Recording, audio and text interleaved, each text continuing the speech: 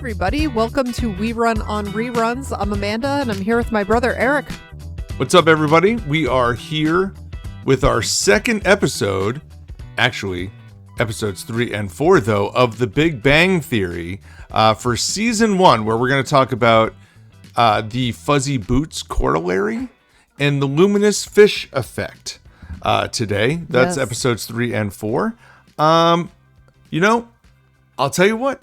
I'm enjoying starting to watch The Big Bang Theory again. It's been a little bit for me. Yeah, same here. And I'm glad that we get the introduction of Sheldon's mother in the second episode we'll be talking about today, because she's great. She is great. I will say the thing that has thrown me the most about these early episodes of The Big Bang Theory is how centrally focused it is on Leonard, Penny, and Sheldon. Absolutely. It is them, and that's it. Like, that's the story. The Howard and Raj of it all, they're in every episode, but they are side characters, not like ensemble castmates. Yeah, which is very different from Friends, right? Yes. That we're used to also talking about, where like each one of them, even though the early episodes, I guess you could argue, are also like more centered around maybe Ross, Rachel, and Monica, but I don't know. But they still you always get more. They do storylines with all of them, and Howard and true. Raj Yes. in this construct are literally just reacting to Leonard, Sheldon, and Penny and their story. They're not necessarily getting their own storylines. You're right. Like, we never see them just on their own yet. That comes. If you were to guess, because I don't know just off the top, like, when do we start seeing that with them? I'm going to guess it starts not until season 2. I'm guessing it starts in season 2. Now, I don't know that. Yeah. It might start this season, but I think, especially with Raj, it took a little while for them to develop his character a little bit more. Right. But is there an opportunity in season 1 to get like a Howard and Penny story going? Like, maybe. Right. Like, when do we first see like Howard's bedroom, right? Because that ends up being I feel like maybe season 2, we'll find out. It's one of those things where I dove into this being like, this is going to be great. This is another like ensemble, like 6-7 person cast performance. Right. And I know the girls don't come in till much later, but I kind of forgot how central it was just on Leonard, Sheldon, and Penny, especially in these very early episodes.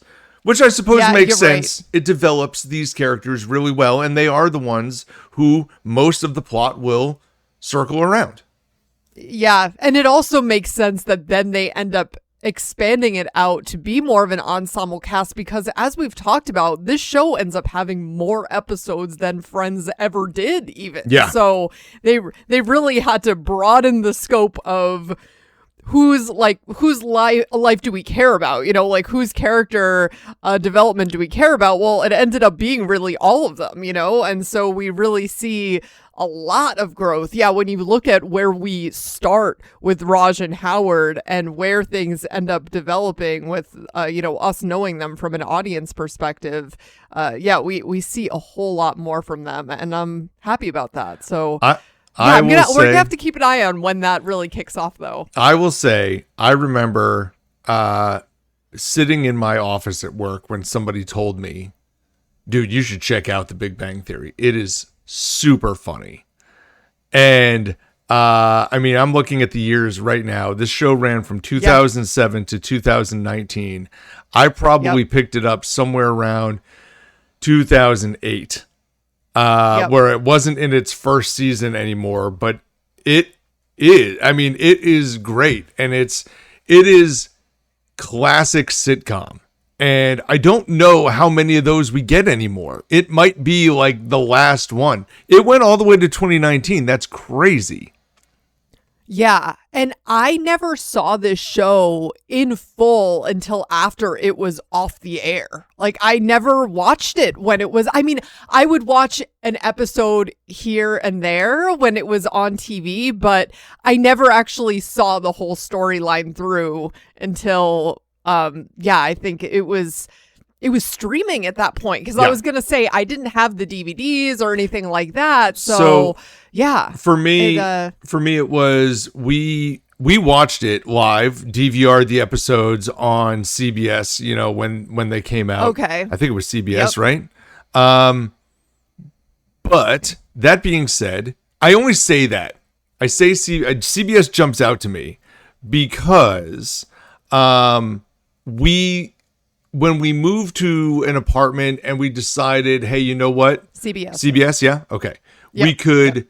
We could decide to get rid of some of these services, and we started going to like cord cutting. And it's like, we don't need cable. Like, how many stations on here are we actually watching? And at that point, it was early cord cutting, right? So it was really trying to figure out how to put all the pieces together, and it was not easy. And now it feels like everybody does this. No one has like a cable, box in their house as much anymore, especially not someone under the age of 45. Right. No, that's not a thing. I don't think that's a thing anymore. Everybody just streams. Right. Now, if you are in your 50s older, you might. Sure. You might. Right. But I think because there's just some comfort to that. But at the same time, I think a lot of people have done away with that. And so now you're just kind of picking and choosing services. Back then it was a little bit harder. And so if you were going to say, you know what, I don't need this service anymore, you then cut out every channel, every show that was on that channel, and you just never got to see them anymore. And it was CBS that was one of the ones that we said, you know what, we watch a lot of CBS, but it's okay. We're just going to let that one go. And so we watched probably 3, 4, 5 seasons of The Big Bang Theory and then never saw the end of it until it went to streaming. And we rewatched the whole thing maybe 2 years ago. And I will say, I had never seen the end, and the end is awesome. I really like the end too. I know, and I don't know really how that goes down as far as just general fan. I don't either. Yeah, I don't care. It was great. I liked it. Yeah. I also like the development of Sheldon. I feel like there's mixed feelings on that as well. But Eric, I have to say, do you know who I think of whenever this show would come on TV? Like, who in my mind was one of the biggest fans? I would assume you're going to say our dad. Yeah. Yeah. Yes. I always remember Dad loving this show, and Dad was really never into Friends or a few of the other sitcoms that we were into, but he has always been a sitcom fan. I know that we've talked about him from the beginning of this podcast because he always also just loved a good rewatch, right? Yeah. Watching and especially this show. I remember he was super into it early on. He always loved the theme song and just always loved the characters and the nerdiness of it. The theme song is great. And I think shows today don't do theme songs anymore, and that's sad to me. I like the good theme song. I think Sheldon Cooper stands out as just a very unique sitcom character that will never be duplicated.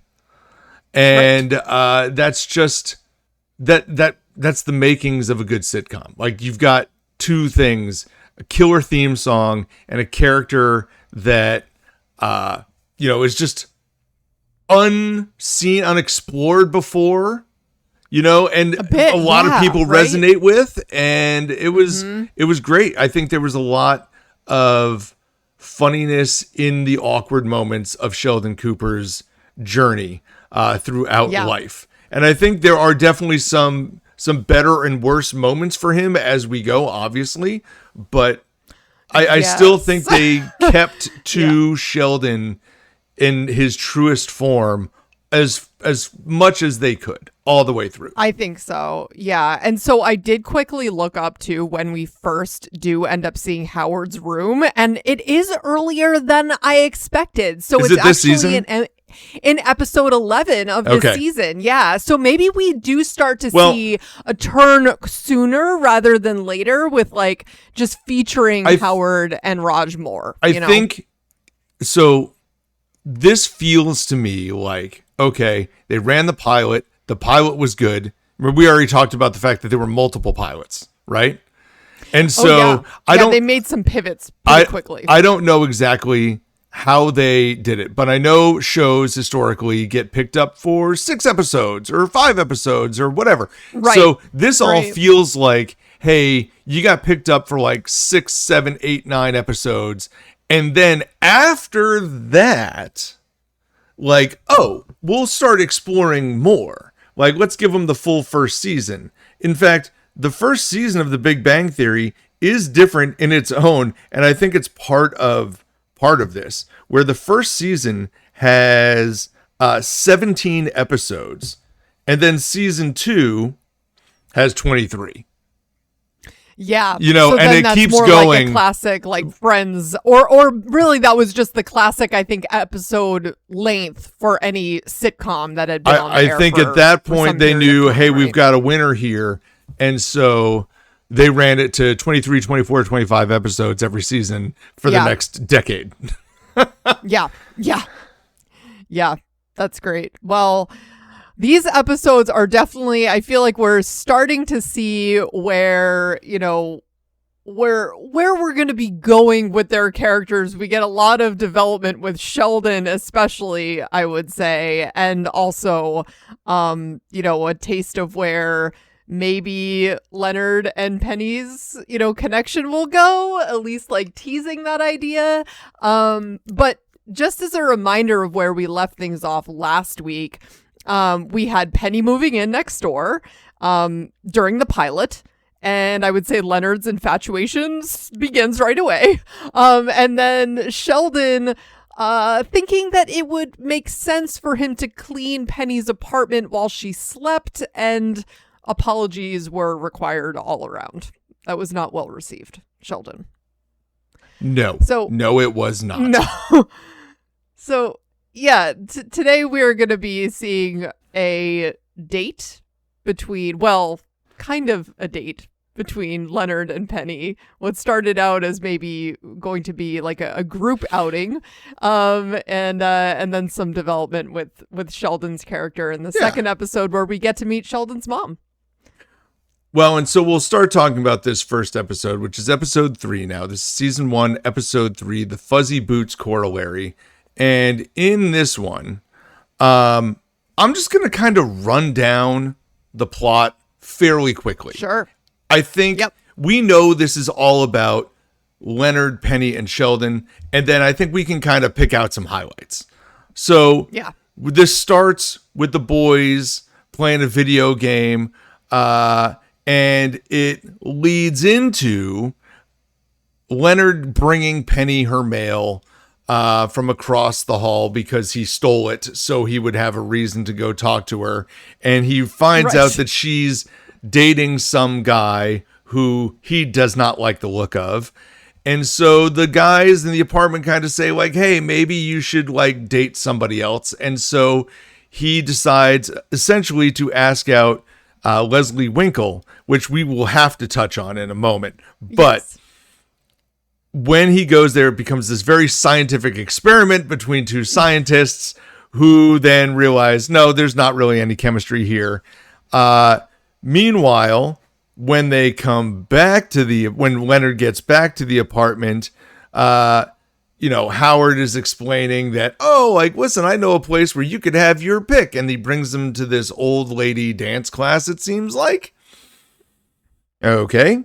And so now Leonard is full on into depressed mode, listening to his emo music and buying like cat stands so he can buy a cat. And this is when Sheldon says, hey, listen, she never rejected you. You never asked. So he goes over to ask her out on a date. And she says, yes. except she thinks the whole group is going, and it's not just Leonard. And this turns into Leonard's stress about trying to meet Penny on a date that he knows is a date, but she doesn't think is a date because she thinks it's like a group outing. And all of the chaos that kind of like stems from that, only for Leonard to return back to the apartment by the end saying that his date was awesome, even though lots of things went wrong. That's like the fastest breakdown I can do of the entire story. I feel like it's best that we just kind of pick and choose some things to go with. So what was a moment throughout this that really jumped out at you? Well, first of all, I love that they were playing, they like to like weave, I guess, elements of the time period that were nerdy. Yes. Such as like World of Warcraft. Absolutely. I think that's what they were playing at the beginning, and Second Life they mentioned as well. Yep. And they're all like playing. I forgot about Second Life. Second Life was crazy. Yeah, and they were, and just the idea of them all like sitting around in the same room, but they're all on their own laptops. That was great. But yeah, as far as just the themes of this episode, I love that we are learning different things about the characters, like that Leonard has apparently a pattern of threatening to adopt cats when his heart is broken or when he has a heartache. And also, we really see that Leonard has a tendency toward really high anxiety because he's over analyzing everything, right? So, whereas I think Sheldon tends to, if he's having a hard time with something, he's looking at it from just a more removed, like emotionally removed perspective and just looking at it pure logically. Sheldon is, I think we talked about this even in our last episode, that Sheldon tends to be a little bit more sensitive to the emotions around everything and just is clearly struggling here. Love the scene with him just sweating through his shirt and like it is about to just go out on the date in this. Hold on. I think you switched the names. You're saying Sheldon is the more sensitive? Oh, no. I'm sorry. Leonard. Yes. Okay. I was going to say, Leonard is definitely the more emotionally aware of the two. Yes. Sheldon is very much, logical and like clinical with logic. And that is it. Yes. There is no understanding emotion is his thing. Oh, absolutely. Yes, definitely flip the names there. Leonard, we're learning, has a lot of just anxiety and is overanalyzing everything, which they both overanalyze everything. But yeah, Leonard is the one who's going to be thinking about things, I think, from just a more anxious perspective. Yeah. And So I just want to start with that first opening scene, by the way, which you mentioned about the Sword of Azeroth. And I will just say I loved not just the idea that they were all sitting around in the same room on their laptops, very like LAN party style, playing this game, going through it, and then true, like, I don't believe the Sword of Azeroth actually exists in the World of Warcraft. I think they're like certainly alluding to the fact that this is the game that they're playing, but that element does not actually exist. One of those things, which is totally fine. We all know what they're doing. And the idea that they have done all this work to get to this moment and they are fighting off all these goblins, and Sheldon runs through, basically grabs the loot at the end, and then like hard quits the game so that he can sell it on eBay. This is so of the time. Like the idea that you could literally in that game, like grab a thing, get out, and then sell it for actual money. And then, of course, Howard is super fast to buy it off of him. He's the one who bought it. Yeah, like, loved that opening sequence. Just really felt like in some nerd circles, that was very true to its time. I was never a I World had of no Warcraft idea. person. Yeah. Yeah. I definitely thought about trying to do it, but I feel like that is a game that is best played if you have a lot of other people that you know that are also playing it. And I just never got behind that. So I knew that's a when I group missed of out boys. Yeah, I knew like a group of boys that were into playing it when I was growing up, but I never played it myself either. But I did recognize like what they were talking about. I'm like, oh, this has got to be World of Warcraft. And then when I was looking up the like details of the episode, it was mentioned. I'm like, wow, I was impressed with myself that I actually knew that. But I was never into Second Life either. So I get these references, but I never played. Yeah, I never was really into like sim games. But Second Life was like a very realistic like it was like The Sims, but more real. And I don't exactly know all the details of Second Life. I forgot the game existed, I'll be honest with you. Until it was mentioned, I was like, oh, right. That's the thing. And it was a big game for a stretch. I don't know much about it other than it was a like, this was your second life, right? Like this was a realist. And I remember there were things that people could do in the game that like no other game had allowed before. So it was very unique to its time period. But I love the idea, Sheldon saying things like, wow, that was like, I'm sweating. That was crazy. Anybody want to jump into Second Life? I just put a pool in. Like the idea that you're going to fix your own sweating by jumping into your digital pool is kind of funny. Well, and that's probably where, you know, these guys have all these social circles that they don't normally have in real life, right? Like, I think that's kind of the idea behind Second Life is you put in a pool there, but no, they live in an apartment in their real life. And listen, just for what it's worth, we mock these guys a lot for not having the social awareness in social circles, right? You got 4 friends that are all doing the same thing. You're in great shape. Just saying. Like, who cares what everybody else is doing? You got 3 other guys with you and this neighbor who's at least willing to pity you for something. Listen, you're in fantastic shape. So if any of you are out there listening to this and you've got 3 friends and you're like, oh man, I don't have any social, you got the social circle. You're good. Like, you're good with that.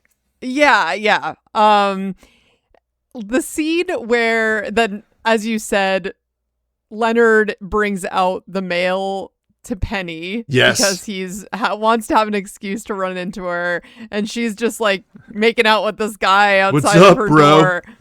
Oh my, he's just like this quintessential like surfer dude. So just the total opposite of Leonard. Yeah. So but then as this episode progresses, we learn that, well, that's like a pattern that Penny is trying to break, and also Leonard is trying to break his own pattern. So I think we just start to see that like they actually have maybe a little bit more in common than they initially thought. So I like that they kind of work that into just the storyline here. Yeah, I don't know that at this juncture I feel like they have a lot in common, but the idea that both of them are trying to step outside their comfort zone a little bit is present. And I think for Penny, it seems less likely. Like, for Leonard, the draw is obvious.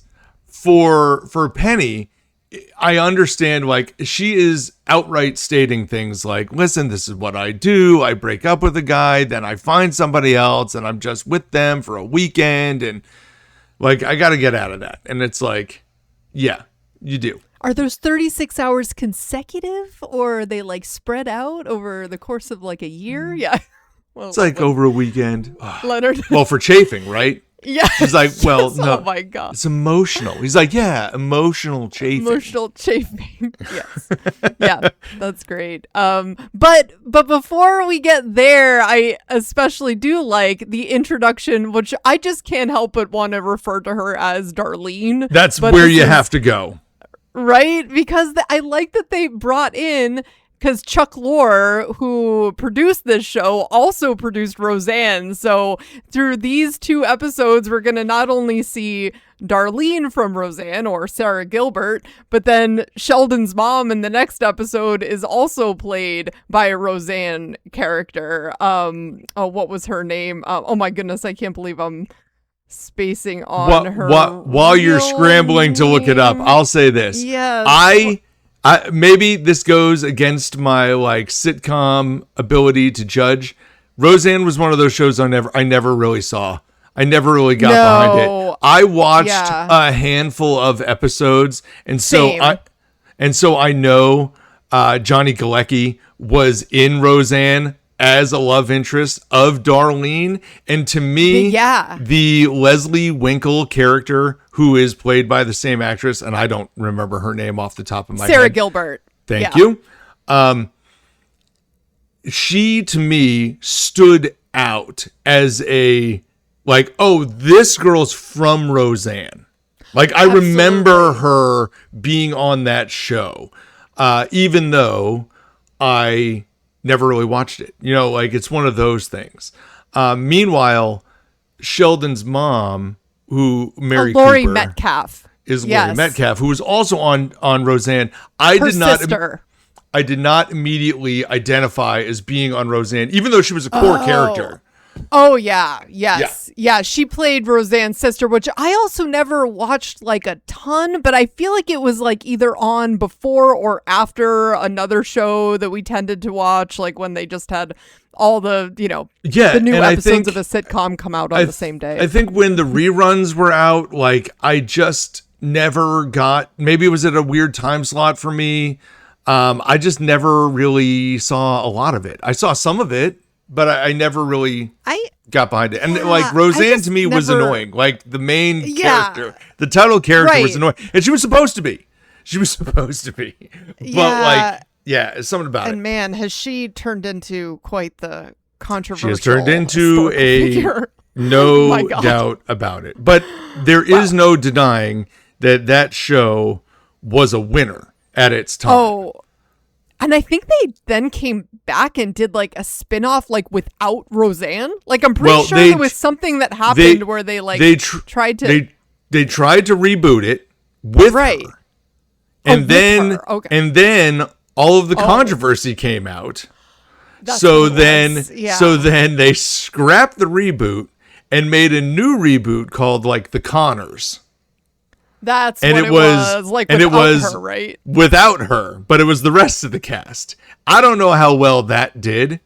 And as someone who admittedly is not a huge Roseanne fan in the first, not the person, but to the show. Yeah. I never really was like, oh, I got to watch the reboot. That wasn't on my list of things I needed to see. No. But I love the fact, whether on purpose or not, that they cast Sarah Gilbert here to again play the Johnny Galecki love interest that kind of fails here, and you don't know if it's a one-off. It's not a one-off. She'll be back. Yeah, and I feel like she kind of plays, even though very different in many ways, but has a similar like tone about her. Yep. It's the same character with science. Yeah, with science, exactly. Yeah, and I just love that. Yeah, she's like, oh, well, let's just cut right to the chase here and kiss so we can explore our findings. Yeah. Let's stipulate the date went well and go right to the kiss. I love how he proposes it as a biosocial experiment with a neurological overlay. That is him asking her out on a date.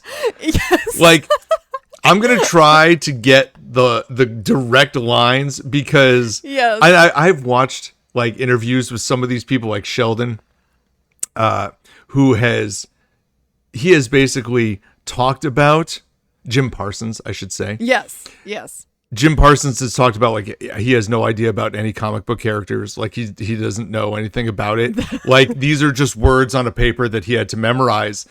And he obviously did a fantastic job with it.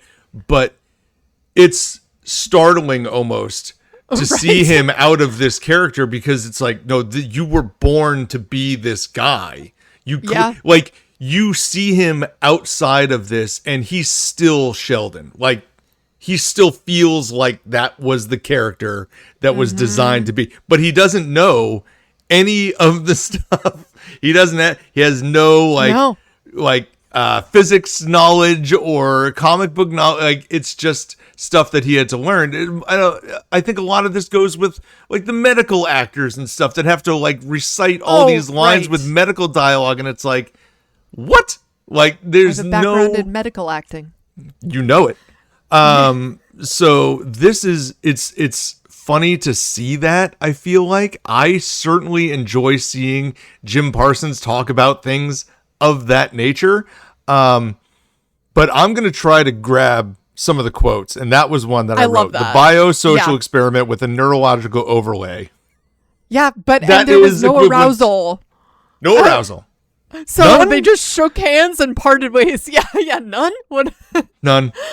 And it's very cut and dry. Like, there was no, like, again, Leonard is the more emotional of it. Being like, are you sure? There was nothing. And Leslie Winkle is sitting there going, yeah, no. Like, this does come up again. In later episodes, like, we revisit this pairing. Yes. Oh, yes. Oh, yes. She'll be back, and I'm really glad that they bring her back, which is also, it's a hard thing right now. As you guys all know who have been listening to us, we will always put our favorite and least favorite characters. And at the end, if you listen to our Stranger Things, you know we're going to go back and talk about, like, who we had the most and least and all that fun stuff. And in the Big Bang Theory, right now, the table is just the five of them. It's Leonard, Sheldon, Penny, Howard, and Raj.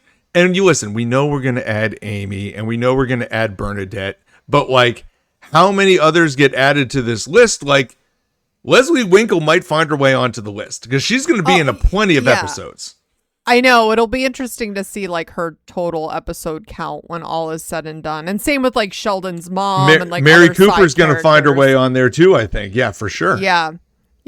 I love when we get to actually see Sheldon's childhood home as the seasons really get rolling. Oh, now we're talking down the line. Yeah, that's down the line for sure. I'm trying to look forward here. Oh, so then we have this moment. Let me give you a spot here. Because we have the whole dating sequence, right? With the sweating through the shirt that we've already mentioned and the emotional chafing, which we've already mentioned.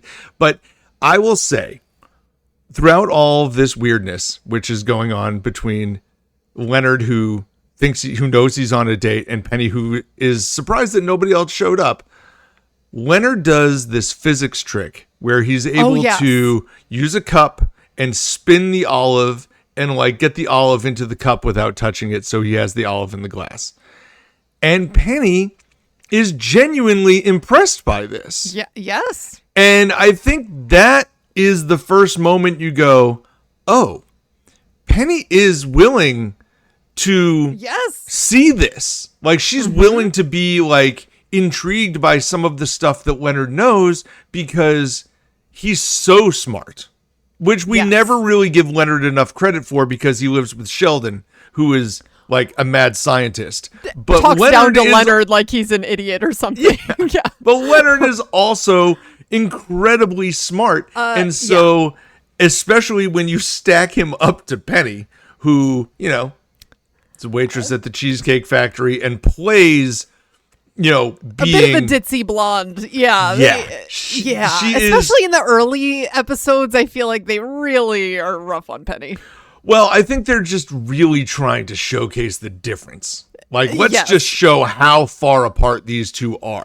Like, you are part-time Cheesecake Factory struggling actor. You are like physics legend at the university, Caltech or whatever it is. I forget. Yeah, but I love the idea of seeing that it's okay before he drops the olive and then bangs his head on the table and starts bleeding out on the date. Yes. And he also, when I think Penny says like centrifugal force, he's like, well, He it's corrects it. centripetal force, but he isn't like a jerk about it. You know what I No, mean? And no. he doesn't like look down on Penny either for not knowing the same thing. So I feel like his approach comes from a much more sensitive place than we would see from like a Sheldon. And for sure. And I guess when I was saying earlier that it's like they showcase maybe them having more common ground. Yeah, it's not that they really have a lot necessarily directly in common, but it's like you can see that Leonard struggles with this idea of just his anxiety around or maybe just struggles with connecting with people, and really so does Penny, so so it's like they both come from that place of like they haven't really made the connection that they know that they've wanted to, and Penny gets to try more often, but she's also just not happy. Like this is when she's talking about how like, well, she just like ends up breaking up with a guy, then just hooking up with a new guy, and it's meaningless and painful, and she doesn't want to repeat this cycle. So I think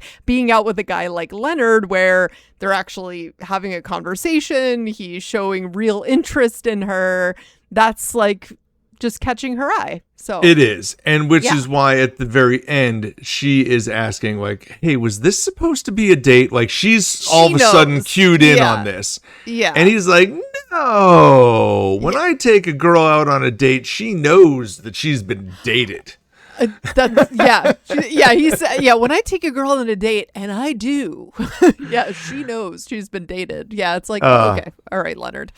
I like that she gives that away at the end, that it's like, okay, she's finally picked up on what his plan was here. He's all dressed up, and And she also, though, lets it go when he says like, oh, no, this wasn't a date. Like she's like, oh, okay. But she knows. Have that. Yeah, she knows. And I do like the line earlier from Sheldon too, because after Leonard is like having the panic attack in the living room and Sheldon is trying to kind of calm him down, and Leonard's just like, just call and cancel on me. Like, I can't do this. It's too much. And he's like, okay, I'll just tell her you've had a routine colonoscopy, but you haven't bounced back yet. And then like Leonard ends up using that line at dinner as to why Sheldon isn't there. So that's and there was a moment there where he's like, listen, I can't cancel. She'd still be expecting you. Right. Yes. And it's like, and Sheldon's like, what are you talking about? Like, because none of them know, like, that they're all supposed to be there. So it was, it was a whole thing. But I did enjoy that episode. And I guess we can move on to the next one. Yeah. Well, and I will point out, too, because the name was a little bit strange of this title. So Fuzzy Boots was one of the names that Leonard was considering for his cat. You know what? I'm glad you said that, because I did write them down. The names were Einstein, Newton, and Sergeant Fuzzy Boots. And then even right before, as we were starting this episode, I'm like, where's the Fuzzy Boots corollary? Same. Like that is such a weird name. Like I feel like there could have been five. Listen, you all know that I've been critical sometimes of Friends titles, right? Yeah, right. This one, come on, you guys could have done, but you don't have to be that niche with it. Like this one, the next one makes a lot more sense. Yes. Well, and I will also say the people were upset about the scene where Leslie was trying to heat up her noodles. There was a lot of, I love like the nerdy feedback on a lot of the details about the show. Let me guess. I don't know it, but I'm guessing the laser would have just cut through the styrofoam. The styrofoam. Yeah, yes. People were like, at that like rate, or like the Hertz power that was firing up. I did not write down the exact quotes, but people were debunking the way that was laid out for us. I'm just going to put it out there. That just went right over my head. If you're coming to this podcast for criticism about the science, you're in the wrong spot. Okay? This ain't it. Well, we're going to talk about Sergeant Fuzzy Boots, okay? That's right. Yes, that's right.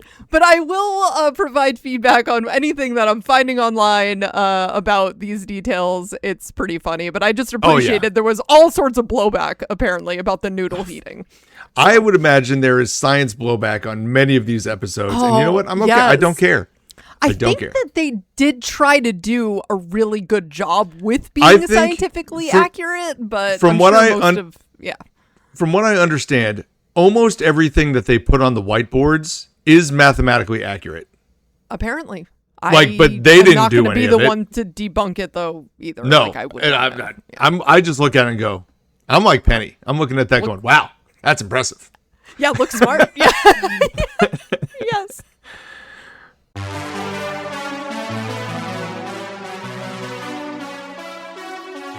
Okay, so now we will jump into season 1, episode 4, which is the Luminous Fish Effect, which is a much more aptly titled episode since we see the luminous fish multiple times. So we start with this episode where we are getting this discussion about time travel, where it's like, Sheldon is thankful for the fact that if he had invented time travel at any point in the future, then he would go back in time and give himself the time machine so that he wouldn't have to worry about it. And since he doesn't have that time machine, then it's not a thing. So he can relax because he's not worried about that. That's not something that he did in the future. Okay. Raj then is, as they're all at this university meeting the new department head, Raj loves the buffet because it's all not Indian food, as he said. Howard brings this date who he has clearly paid for, and he goes to like put his arm around her or something. She's like, hey, touching is extra. Oh my God. Okay.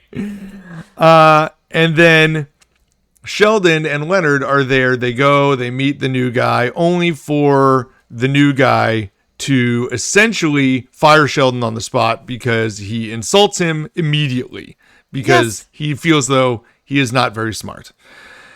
So now we have a fired Sheldon at the apartment, and that is really what this episode stems around, where he is doing all sorts of different things. He's going with Penny to a supermarket so he can do egg experiments. He is criticizing some of her shopping habits. And then he is trying to create fish night lights, which is our luminous fish. And we have him then working on a loom because he was working on luminous fish. And he thought, hey, cracked me up with the loom. and then we have, this is where Mary Cooper is introduced to try and fix the problem. And we see Mary then interacting with all of the characters as well, only for her to try and convince everybody that, hey, listen, you got to let him come to you. And Leonard is like, this is so stupid. Like, because Leonard is just a rational, like he's all up in his brain. He's trying to think rational. He's like, he is a rational person. We will explain this logically. No, doesn't work. Only for her to say, hey, you don't hunt, do you? Love that. Yeah. And then eventually Mom gets super tough with Sheldon, basically draws him out and drags him to work, makes him apologize, and Sheldon gets his job back, but he doesn't really realize that it's because his boss likes his mom. Yeah. Yeah, and we get the impression that this is not the first time that Sheldon's mom has had to come and bail him out and maybe take some extra care to fixing Sheldon's problems. So for sure. Yeah, this has been a bit of a pattern. But yeah, I love that line from her where she's like, you know how your daddy sometimes had to fish with like dynamite when he wasn't catching the fish too? Yeah. Do you have the exact line? I don't, but it was something along the lines of, if you haven't caught a fish in a long time, you got to throw in the dynamite, something like that. Yes. Yeah, it's like for time sure. For the dynamite. Yeah. I mean, there were just so many good moments from this episode. I'll tell you one thing that I want to watch for. Mary mentioned, okay, everybody take a placemat that Sheldon wove. Yes. So these placemats are things that he made on the loom. I think they use those placemats for the series. Oh, seriously? Like, I think they use them a lot. And I forgot that this was a result of him having a loom that he was making placemats for. Yeah. Now, I don't know that. I'm going to be tracking it, though. Yeah. Well, first, I'll say, you know, kind of starting from the top of this episode, we get another one of those great moments where they're having this long conversation walking down the stairs to the party. So you just get these glimpses, like it's kind of, you get breaks in the conversation. And then as we appear, as they're rounding the corner, you see them again and you get another piece of their conversation. It's just a really cool like device that they use throughout this series. I think it was a really smart storytelling device to just have them be able to discuss, like, where can we give them time to just talk out the issues? And it's just looping the staircase over and over again because the elevator is broken. Yeah. And it's super smart to like build in that time. Yeah. And while we get a lot of really funny lines from Sheldon in this episode, we also learn that he is really just not pleasant for a lot of people. He does not go out of his way to, you know, worry about niceties or anything like that, even when meeting someone who is his new boss, right? Like, he just goes right in his face and called him a glorified high school science teacher. And apparently, like, he said, Sheldon tells him he isn't even a real, like, an actual scientist, or that he is an actual scientist. Yeah, he said like something about him being a real scientist. Yes. That seems to be the end of the line right there. Yeah, and it's like, okay, yeah, but the fact that then he is fired on the spot and then gets his job back pretty quickly after an apology at the end of the episode is pretty interesting. We learn in this episode, though, that after he's fired, he's kind of like all about taking a break initially because he went from the 5th grade right into college. Right. And then after that, he had been working on his thesis for 4 years, and now he's been at this job for 3.5 years. So it's like he's just been he hasn't had a day off since, apparently. Yeah. No. But we learn his idea of a day off is just doing science experiments in his apartment. But I love that we get the first moment of just Sheldon and Penny together in this one. Yeah. I'm so glad you said that. That becomes like the big moment, I feel like, throughout this episode. Yeah. Or at least the big first moment, right? The idea of you get Sheldon and Penny and you get them driving somewhere in a car, which is also another like plot point that gets used a lot. Like a storytelling device, like people in a car driving somewhere and the conversation that they have as they're driving. This is not the first time we've seen the car. We saw that in the very first episode where all 5 of them were in the car. But in this situation, we're now seeing Penny driving, Sheldon riding shotgun, and Sheldon doing car math. Like saying things like, hey, you got to slow down. Like if you're going 51 miles an hour and we both weigh this much, which of course Penny takes offense to, and the car weighs this much, by the time you hit the brakes, like we're going to be in that person's backseat and dead. Yeah, because as smart as Sheldon is, though, we learn he doesn't do things like drive. And a lot of other... Yeah, we don't know that yet, though. No, we don't know that yet, but we learn that pretty quickly. And yeah, he's typically going to be the passenger. Those lead to some pretty funny moments as well. But yeah, then Sheldon starts getting real into some personal stuff with Penny, really noticing how many tampons she's purchased, and he's convincing her that she should really buy in bulk, like, for the rest of her life. And she's like, you know what, dude, I think I'm good. Like, she's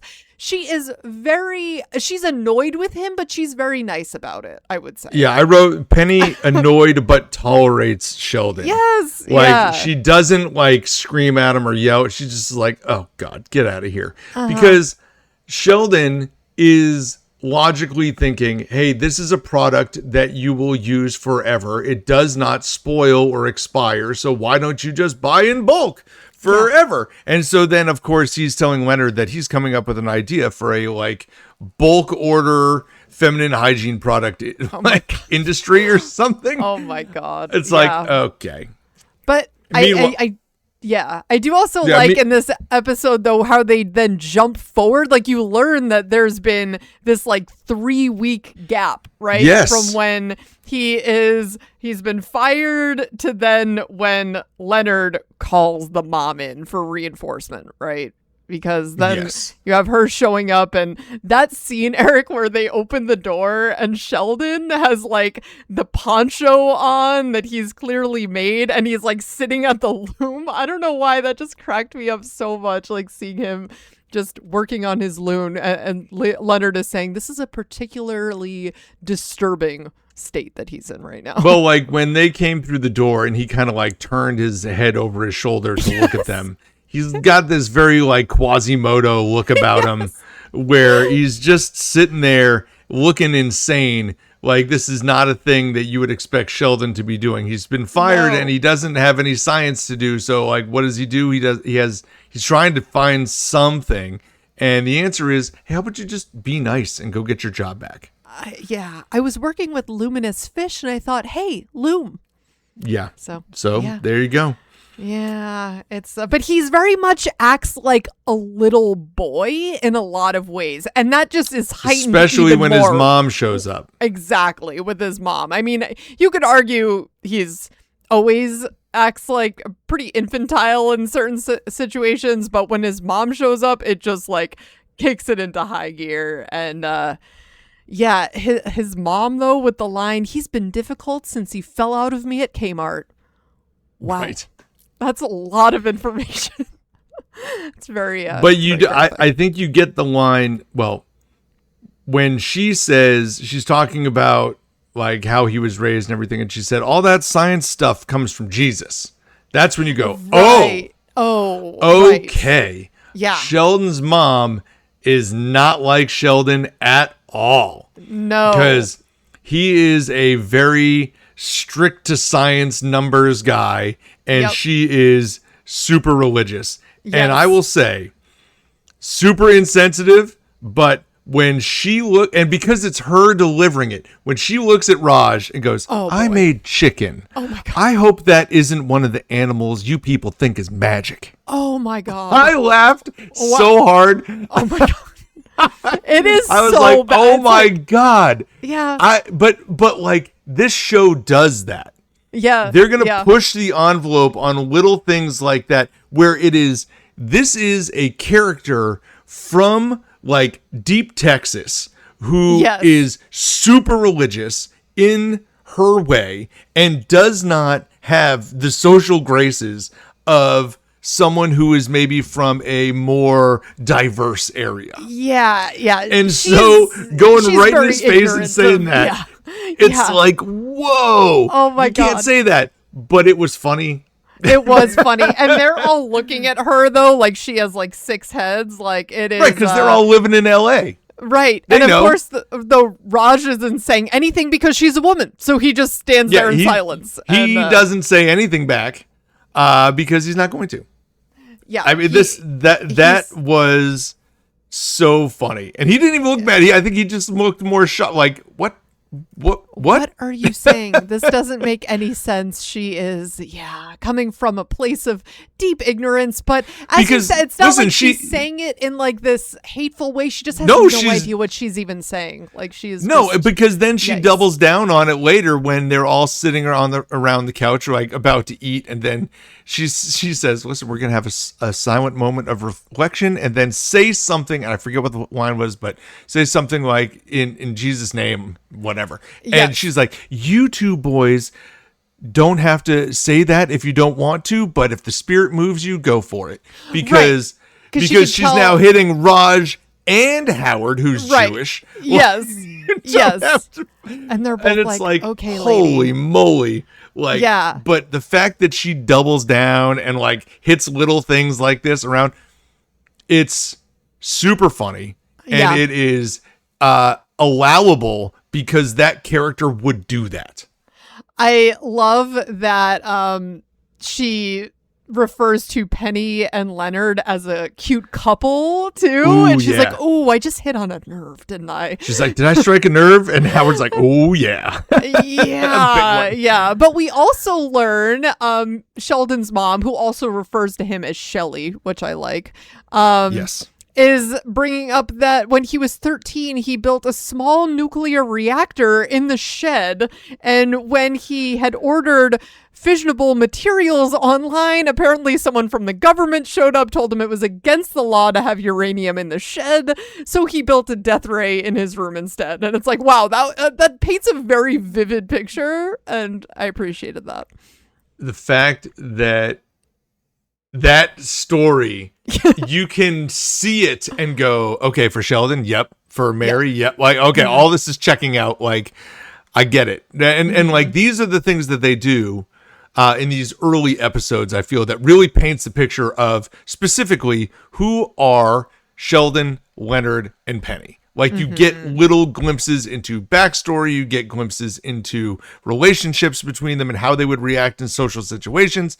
And once that like triangle is built, then they start like spreading out from there. But I really loved Mary Cooper coming to town and helping break a lot of this down. And the fact that like one of her other lines to him was, you know, it's okay to be smarter than everybody, but it's not okay to go around pointing it out. And I love that line from her because this is clearly a conversation that she's had to have with him over and over again, where it's like, yeah, we all get it that you're smart, but like people don't like that when you go around like just reminding them of how smart you are and how dumb you think that they are. It's not good. And this is just a constant struggle for Sheldon because he just like says things how they are and isn't thinking of how like it might impact him or negatively, you know, affect that other person. So this is just something that we see as a recurring theme on the show. And I like that line from her because as much as they don't have anything in common, you can tell that he also does, I think, respect his mom's, like he wants to please his mom though too. So yeah, for sure. Yeah. Do you have any thoughts on the scene with Dr. Gablehauser at the end when Sheldon goes and gets his job back? Well, you know, Sheldon has the line there. We may have gotten off on the wrong foot when I called you an idiot, and I just wanted to say I was wrong to point that out. Okay. But I do like that Mary steps in with the whole like says something like, oh well, yeah, his father's dead. Like just throws it out there. Oh, right into she knows, wants him to know. Yeah, she's single. Like, hey, yeah. And she's like, oh, I'm sorry. Has it been a while? And she's like, yeah, long enough. Yeah, long enough. And he's like, okay. Oh, he's like, Sheldon, shouldn't you be working? Yeah, she like, shows up in this bright red outfit, like clearly is like just trying to like catch his eye, like, yeah, distracting him from the matter at hand with Sheldon. And yeah, Sheldon, shouldn't you be working? Right. It's like he just automatically has his job back. And Sheldon asking his mom at the end, is Dr. Gablehauser going to be my new daddy? Oh my God.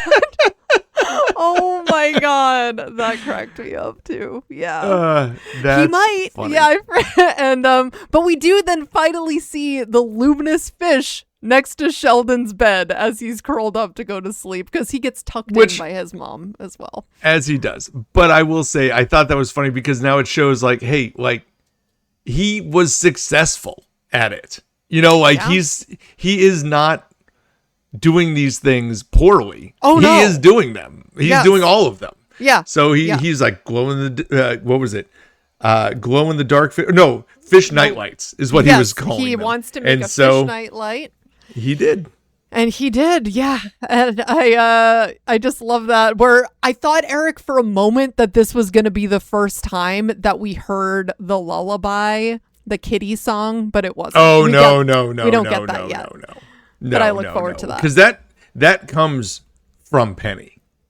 No, that comes from his mom. He has Penny sing it to him again, right? Yes, but the first times we hear it from Penny. As Sheldon has said, my mom used to sing this song to me. And so he has to explain it to Penny. Then Penny does the song. But we do see Mary sing that song in the future. Oh, I thought the first time we heard it was from his mom. No, I'm pretty sure it's him trying to explain it to Penny. And then Penny's got to figure out how to sing the song that Mary used to sing. It's great. Yeah. And then that will be in my head for forever as we're watching these episodes. For sure.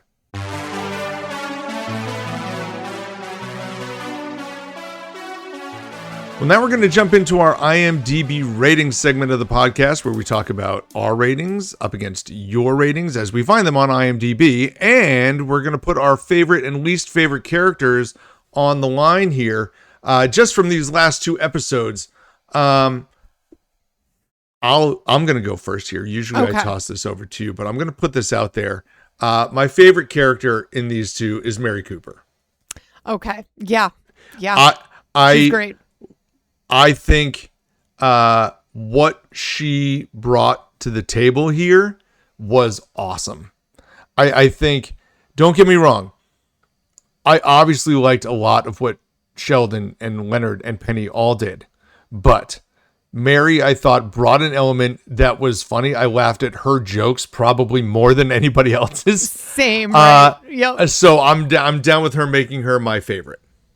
I actually also picked Mary. It was a toss-up between Mary and Sheldon because Sheldon also had some super funny lines in both episodes, but oh my gosh, like the introduction of his mom just not only was hilarious and the funniest moments, I think, for both of the episodes, even though she was only in the second one, but also like she just gave us this new window into who Sheldon is. And it's like, you had to have his mom to do that, right? I thought it was a nice, like, especially after coming off a very heavy, like Leonard Penny episode, to get a clean look into Sheldon was really cool. I thought that was my favorite thing that happened over these 2 episodes. Now, I had a hard time picking a least favorite because like you were pointing out at the beginning of these, we really are only, it's all centered around Leonard and Penny and Sheldon. You know, we're not really seeing a whole lot into Raj or Howard's life yet. But that being said, you know, I'm looking at the full cast to pick favorite, least favorite, and I went with Raj just because I feel like he's the one that we really don't know who he is yet. You know, like I feel like we actually know more about who Sheldon's mom is now than we do even about Raj. So I just picked him as my least because I'm like, who are you, Raj? Like we don't really know who you are yet. I think that's fair. I am going to pick Sheldon actually as my least favorite. Okay. And I'm here's the thing. Last week I picked Howard, and I picked Howard because I felt like Howard was way aggressive, even for Howard's standpoint. Howard, but yeah. Which is, he is what he is, right? But I thought in that circumstance, like I really didn't like what Howard was doing. In these 2 episodes, it felt wrong to me to pick Howard and Raj because they just were secondary characters at best. I understand. And so I'm now down to Sheldon, Penny, and Leonard, and I just can't do Leonard or Penny, especially after their date. So by default for me, it's Sheldon. And don't get me wrong, he was great, but it's just kind of how it shakes out. Yeah.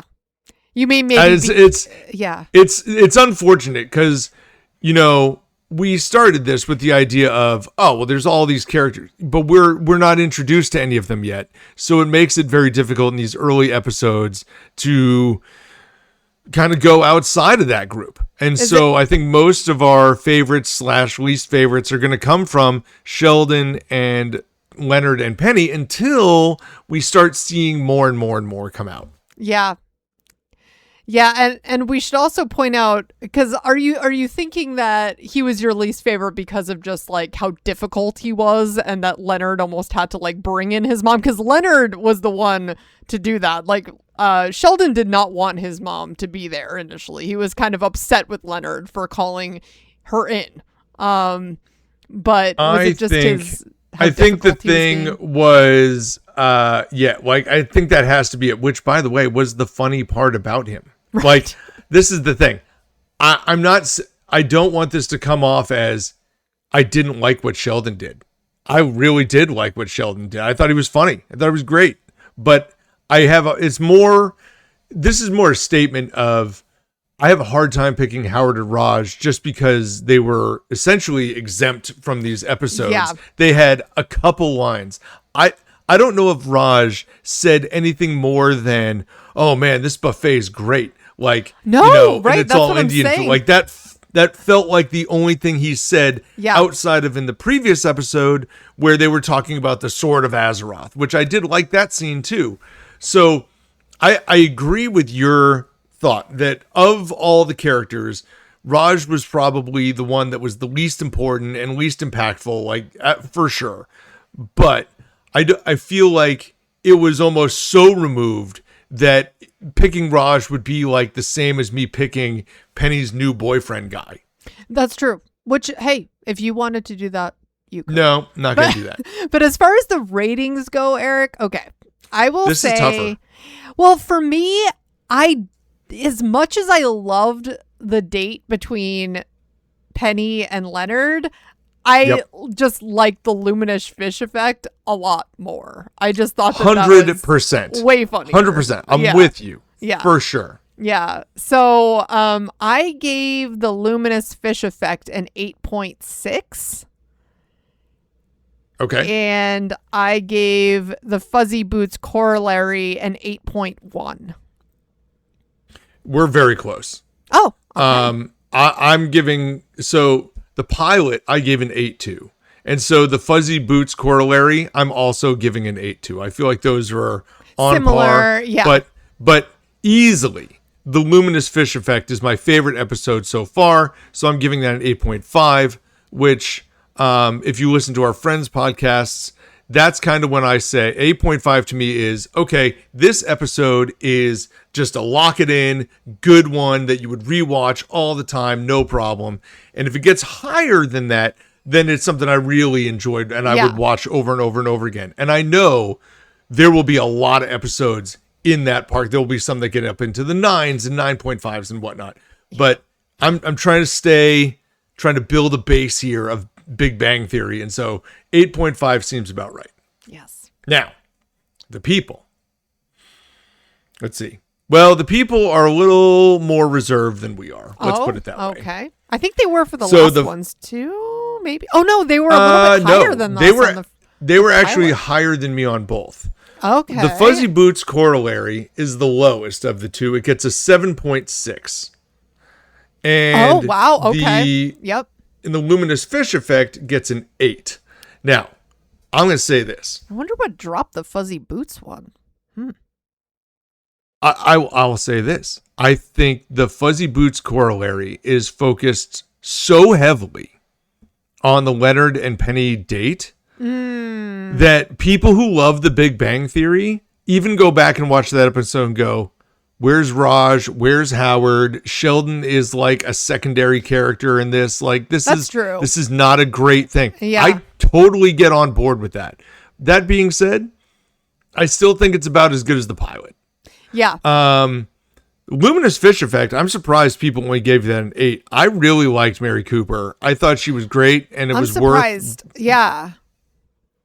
I will agree that I think these episodes in it as a whole are going to be on the lower end because we're going to get to some really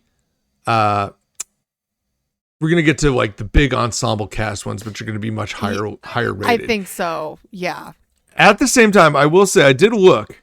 The overall score for Big Bang Theory is an 8.1 on all episodes. Okay. Friends overall score is an 8.8. Wow. Okay. So this is definitely has a lower curve. So the curve on the ratings from IMDb will be notably lower. Yep. Does that mean I'm going to change my rating system? No. Yeah. I'm going to still rate them as I rate them. Yeah. But the people in general are a little bit lower on these episodes than That doesn't surprise than we've me. been used to. Yeah, that makes sense. Yeah. And I still think, like, listen, we did all of Stranger Things. I still feel like 8.5 is like a go-to over and over episode. And I would watch the Luminous Fish Effect over and over. I feel like that's a just solid Big Bang episode. Agreed.